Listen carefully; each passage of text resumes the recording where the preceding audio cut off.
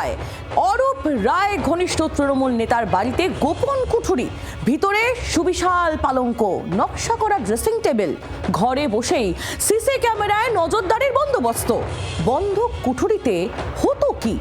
উত্তর পেতে ভোট পরবর্তী হিংসায় অভিযুক্ত শামীম আহমেদের খোঁজে পুলিশ।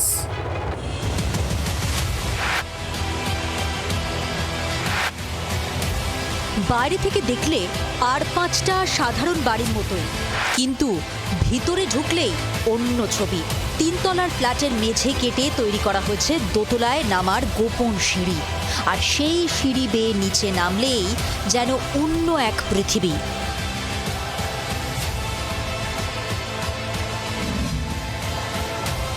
মধ্য হাওড়ার শিবপুর থানার ৩৬ নম্বর ওয়ার্ডের পরিচিত মুখ শামীম আহমেদ ওরফে বরে। স্থানীয় মহলে রাজ্যের প্রাক্তন মন্ত্রী অরূপ রায়ের ঘনিষ্ঠ বলেই পরিচিত। তার স্ত্রীও ছিলেন হাওড়া পুরসভার কাউন্সিলর। অভিযোগ, সেই রাজনৈতিক প্রভাব কাজে লাগিয়েই এলাকার ত্রাস হয়ে উঠেছিল শামীম। ২০২৩ সালের রামনবমীর অশান্তির ঘটনায় এনআইএ তাকে গ্রেফতার করে। পরে জামিনে মুক্তি পেলেও শামীমের দাপট কমেনি। সম্প্রতি ভোট পরবর্তী হিংসার আবহে হাওড়ার চওড়া বস্তি এলাকায় বোমাবাজি ও গুলি চালানোর অভিযোগ ওঠে শামীম এবং তার ঘনিষ্ঠদের বিরুদ্ধে। আর সেই ঘটনার তদন্তে তার বাড়িতে হানা দেয় হাওড়া সিটি পুলিশ। শামীমের হদিশ না মিললেও তার বাড়িতে পা রেখে তাজ্জব হয়ে যান পুলিশ আধিকারিকরা। এই যে ফ্ল্যাট, তিনতলা ফ্ল্যাট, সেই ফ্ল্যাটের মেঝে কেটে একেবারে দোতলাতে একটি থাকার রাজকীয় ব্যবস্থা করেছিল এই শামীম আহমেদ ওরফে বড়ে, এবং কোনোভাবেই যাতে নিচের এই যে জায়গাটা অর্থাৎ থাকার যে ব্যবস্থা করা হয়েছিল সেটা যাতে সাধারণ মানুষ কোনোভাবে সেটা দেখতে না পায় বা তাদের যাতে নজরে না আসে, তার জন্য সেই জায়গাটাকে চাপা দিয়ে রাখা হতো।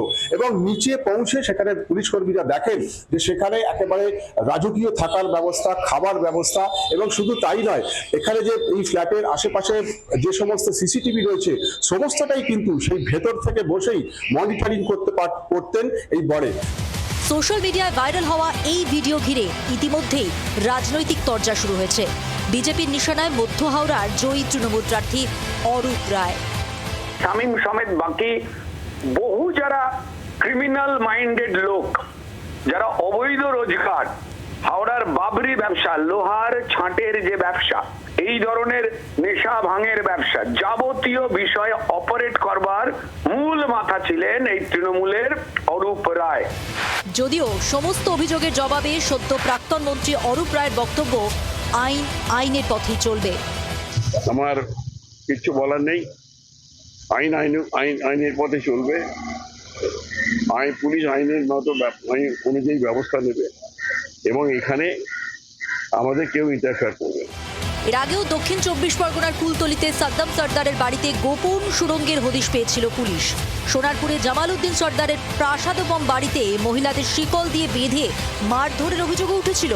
স্থানীয় সূত্রে জানা যায়, সাদ্দাম ও জামাল উদ্দিন দুজনেরই তৃণমূলের সঙ্গে যোগ ছিল।